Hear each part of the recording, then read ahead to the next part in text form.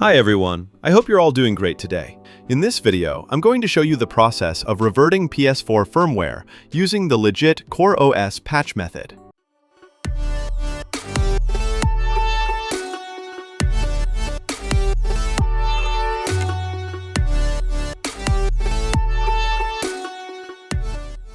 As you can see here, I've got a PS4 Slim model, and I've already checked the serial number. It's CUH20. With this CUH20 series, we can confirm that its Syscon chip belongs to the type that can be patched, specifically the one with the COL marking on top. According to the owner, this PS4 is currently on firmware version 12.52, but they don't remember which version it was updated from. So before we get started, we'll take a look at the error history to find out what firmware version it was running before 12.52. Alright, let's power it on. The PS4 is now on, so let's go to the Settings menu, then System, and select System Information. Here, you can clearly see it's running firmware version 12.52. Now let's go check the error history to find earlier firmware versions. Go back to the System menu, then scroll down to Error History. For those who don't know, this section stores a list of all the error logs that occurred while using the PS4. Each error entry includes the firmware version where that error happened, which helps us identify previous firmware versions. Okay, now let's scroll down and look for firmware versions lower than 12.52. Since the logs are ordered from the newest to the oldest, we'll check from the bottom up. Here we can see version 12.00. Let's scroll up and see if there's anything newer. Alright, here's one with version 12.02. Let's check a few more entries above it. And it seems we've reached the latest one, which is 12.52. Let's go back down one step below. As you can see, right below the 12.52 log entry, the previous one is 12.02. So we can conclude that this PS4 was updated directly from 12.02 to 12.52. However, keep in mind that this isn't 100% conclusive, since it's possible that the PS4 didn't log any errors while on firmware 12.50, meaning it might not show up here. Still, based on my experience, this method is about 90% accurate. But to confirm it for sure, we'll continue with the firmware revert process. Alright, let's move on to the revert process. First, we'll start by opening up the PS4 case. Begin by removing the screws at the back and taking off the hard drive cover. We'll remove the drive as well.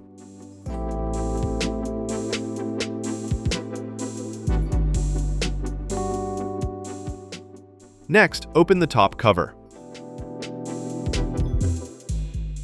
Since this is a PS4 Slim, you only need to remove 2 screws in this section. Those 2 hold down the metal plate underneath.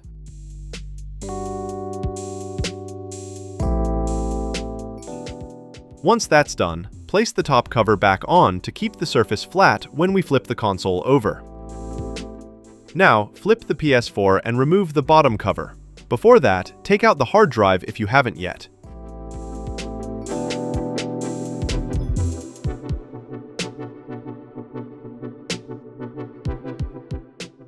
Then disconnect the 3 flex cables attached to the metal plate.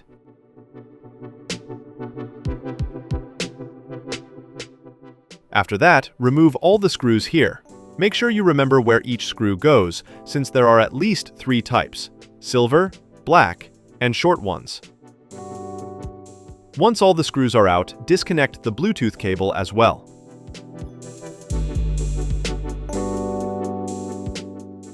Now we can lift the metal plate out of its position. The next step is to jumper the solder points between the Syscon and NOR chips. You can check Modded Warfare's video for reference. He shows the solder points for all PS4 models. For now, I'll start by soldering only the Syscon chip points. I'll do the NOR chip later, but only if the Syscon dump shows that the PS4 can be reverted. Doing both at once would just be unnecessary work if the dump turns out to show that the console can't be reverted. For example, if it has an overwritten CoreOS slot status. Alright, let's begin soldering. First, we'll lift pin number 15 on the Syscon chip. This is for a 64-pin Syscon like the one here. I'm using a hook needle heated with a hot air soldering tool while gently pulling it up.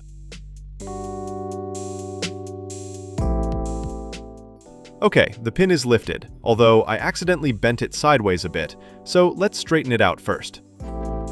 Now, we'll solder the jumper wire for D4 to this point. I've placed a piece of paper underneath to prevent the Syscon leg from sticking back to the motherboard while soldering.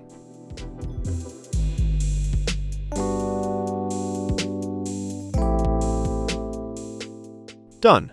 Now let's solder the jumper wire for D2 on pin 5 and D5 on pin 6.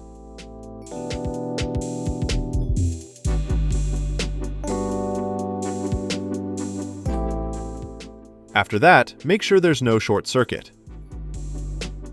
Next, solder the VCC jumper wire to the capacitor located here. And for the ground wire, I'm soldering it to this USB port leg. Okay, all the jumper wires for the Syscon are now soldered properly. I've also placed Kapton tape over them to keep the wires in place and prevent them from being pulled accidentally. I've connected the other ends of the jumper wires to a Teensy++ 2.0 board. Now we're ready to dump the Syscon data. So let's move over to the computer. First, let's create some folders to organize all the dump files. One folder will be for the Syscon chip dump, and another for the NOR chip dump. For the NOR chip, we'll actually create two folders, because the Legit CoreOS Patch method requires two separate dumps during the process. The last folder will be called Legit, which we'll use to store the files we'll patch, along with the final patched results. We'll also need one essential tool for the Revert process, PS4 Wii Tools. Place it in the root directory of your Revert folder. Okay, now let's move on to dumping the Syscon chip data. To do that, we'll open the PS4 Syscon Tools application. Of course, make sure your Teensy board has already been programmed with the PS4 Syscon Tools hex file. If you don't know how to do that, you can check out my previous video. Before dumping, we'll enable debug mode on the Syscon chip. This is important, so that in the future, you won't need to lift the Syscon leg from the motherboard every time you want to perform a dump. To enable debug mode, go to the Syscon process menu and choose Enable Syscon Debug Mode. Then click Start. Debug mode activation successful. Now let's perform the dump. Under the Syscon process section, make sure Dump Full Syscon Flash is selected. Next, click the three-dot button beside Input-Output File. Choose the Syscon folder, give your dump file a name, and click Save. Make sure number of dumps is set to 2, meaning the process will perform 2 identical dumps. Finally, click Start to begin the dumping process, and wait for it to finish.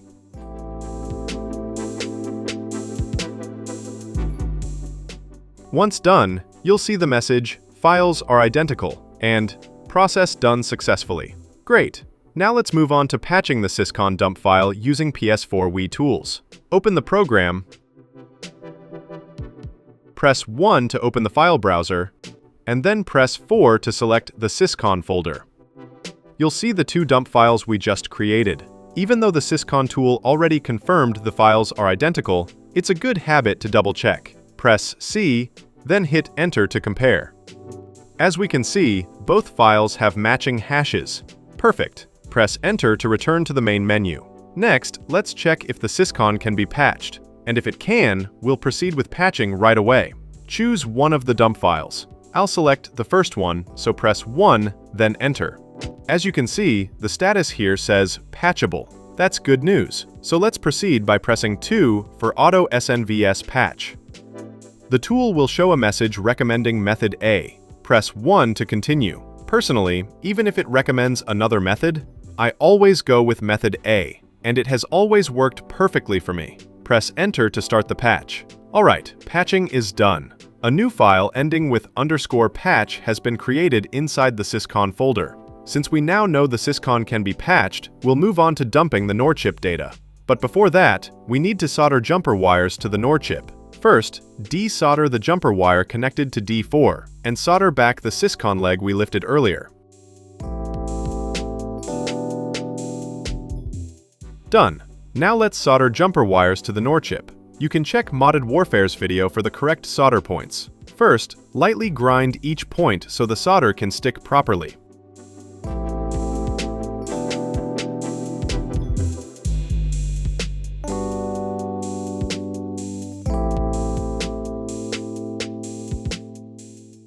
Then solder each jumper wire, just enough so they make good contact.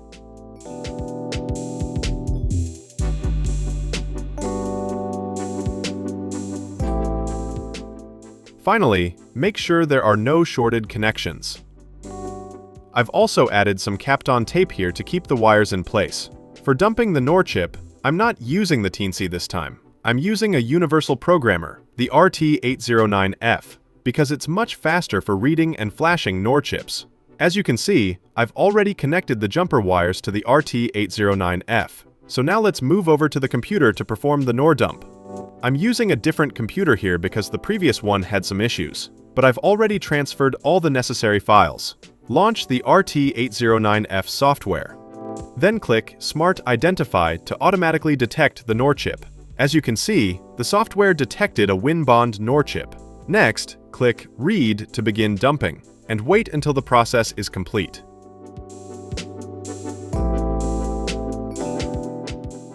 When the Save window appears, select the NOR 001 folder, since this is our first NOR dump stage.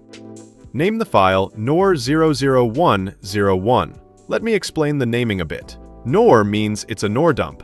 001 means this is the first NOR dump stage, and 01 means it's the first dump within this stage. We'll be doing 2 dumps per stage, so the second one will be named NOR 00102. Once you've named it, click Save. Now let's perform the second dump, still within the same stage. Click Read again. Wait until it finishes. Then save it again in the NOR 001 folder with the name NOR 00102. The reason we do 2 dumps is so that we can compare them later to ensure there are no errors or corruption. Before comparing, open the NOR 001 folder and delete the file named status_reg_val, since it's automatically generated by the RT809F, and we don't need it. Then go back to the main Revert folder and open PS4 Wii Tools again. Just like before, press 1 to open the file manager. Then select 2 for the NOR 001 folder and press Enter. Type C and hit Enter to compare the 2 dumps. As we can see, both hashes are identical. Perfect. If yours don't match, redo the dump until you get at least 2 identical results. That means our NOR dump files for the first stage are valid. If you still want to be extra sure, you can use the BWE NOR Validator app to check the files. Next, copy one of the NOR dump files into the Legit folder. We'll later use this to create a Legit patch using the second NOR dump. Now, we'll perform a firmware update on the PS4 using the same firmware version currently installed. Download the recovery firmware version that matches your PS4, in this case, version 12.52. Once downloaded, copy it to a USB flash drive formatted as exFAT or FAT32. Create a folder named PS4. Then inside it, create another folder called Update. Place the firmware file inside, and make sure the file name matches exactly as required. Now plug the USB drive into the PS4. I've already reconnected the HDMI and power cables to the console. Don't forget to disconnect the Teensy or any dumper device you're using. In my case, the RT809F. Otherwise, the PS4 won't power on. Now, turn on the PS4 and boot it into safe mode, because you can only reinstall the same firmware version through safe mode. To enter safe mode, press and hold the power button until you hear the second beep, then release it. Once you're in safe mode, connect your controller via USB cable. Select option 3, then option 1, and confirm by pressing OK. Choose Next, wait for the firmware to finish copying,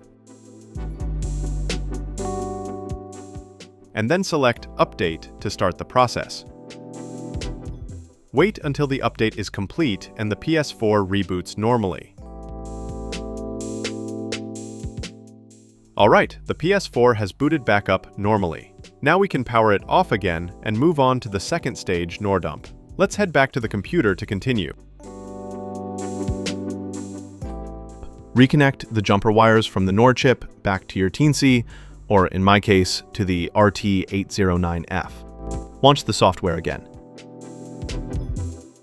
Just like before, click Smart Identify to automatically detect the NOR chip. Once it's recognized, click Read to start the second NOR dump process. Wait for it to finish.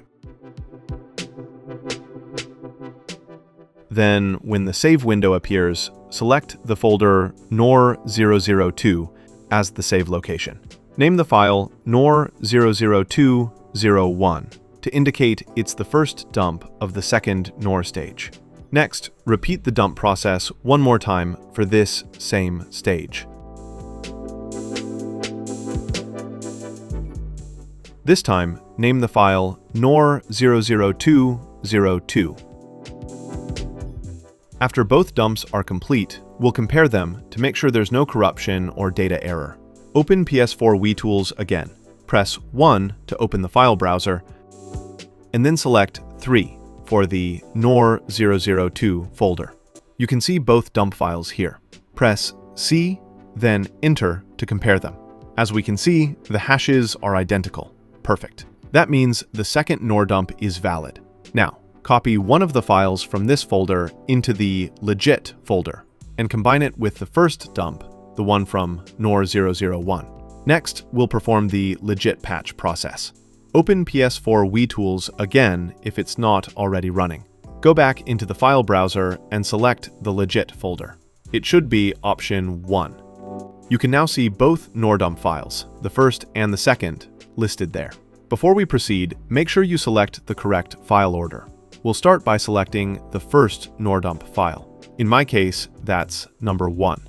This is why I named my files clearly, so it's easy to identify and avoid any mistakes. Now, press 1, hit Enter, then choose menu number 5, which is Legit CoreOS Patch, and press Enter. The program will ask you to choose the second NOR dump file. Press Y, then Enter, and select the second dump. In my case, it's number 2. The Legit patching process will now begin. Once it's done, you'll see a new file appear with the suffix _legit_patch. Below that, there's a message asking if you'd like to flash it directly to the chip. If you're using a Teensy, you can press Y to flash right away. But since I'm using the RT809F, I'll press the asterisk key to cancel this step. Now you can see the Legit patch file we just created. Next, we'll flash this file to the NOR chip. Open the RT809F software again.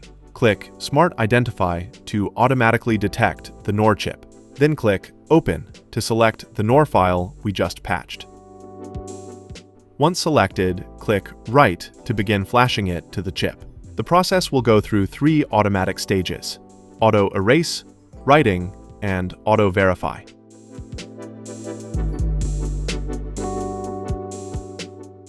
However, if the verify result shows failure, don't worry. Just repeat the write process. So let's click Write again and wait.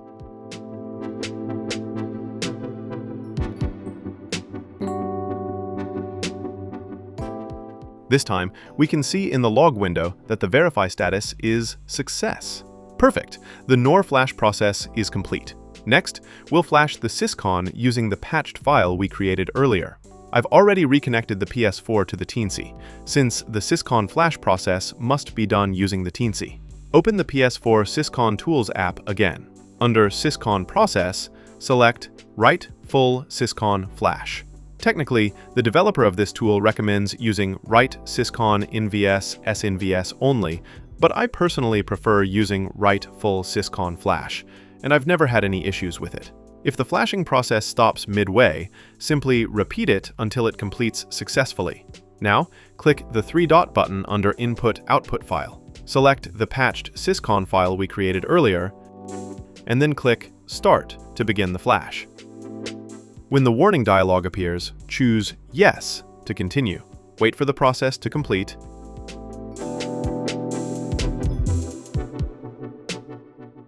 And there it is. Syscon flashing successful.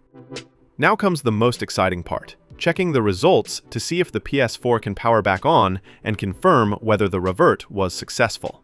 But before turning it on, make sure to disconnect all jumper wires from the Teensy or your dumping tools. Before I power it up, let me explain something. I'm not using a UART to TTL adapter to view the PS4's boot logs. Normally, that would display detailed messages confirming whether the revert succeeded or if the PS4 encountered BLOD, blue light of death. Since I don't have that connected, here's how I can still tell. We'll power on the PS4 into safe mode, just like before, by holding the power button until you hear the second beep, then release it.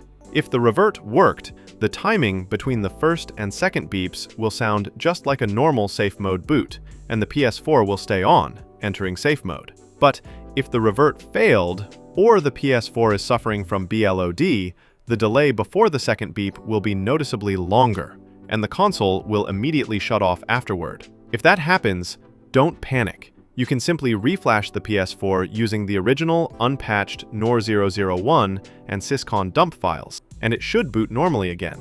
The revert will have failed, but your PS4 will still be fine. Okay, now let's test it on my console. I'll press and hold the power button until we hear the second beep. And, as you can see, the screen shows the message asking to connect a controller. That means the PS4 didn't experience BLOD. Next, let's confirm whether we successfully reverted to a firmware version below 12.52. Select Option 3, then Option 1, and here we go.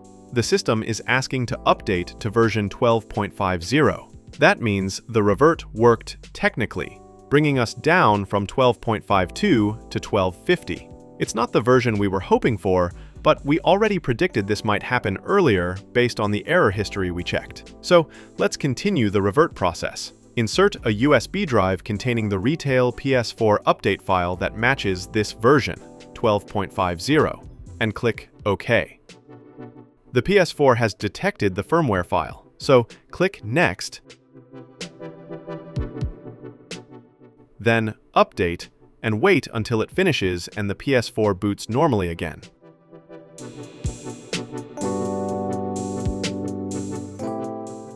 Alright, the PS4 is back on. Let's check the system version. As you can see, it's now 1250, successfully reverted from 1252. Now, I just need to clean all this up, remove all the jumper wires from the motherboard, and reassemble the case. But I won't show that part in this video. Alright guys, that's it for today's video. As you just saw, the PS4 successfully booted up and reverted from firmware 12.52 down to 12.50 using the Legit CoreOS Patch method. Even though the result didn't perfectly match the firmware version shown in the error history, this experiment proves that error logs can't always be used as a 100% reliable reference. Still, the process went smoothly, and the console is working perfectly fine. If you found this video helpful or learned something new, don't forget to leave a like, share it with others, and subscribe to the channel for more PS4 and PS5 technical tutorials like this. Thanks for watching, and I'll see you in the next video.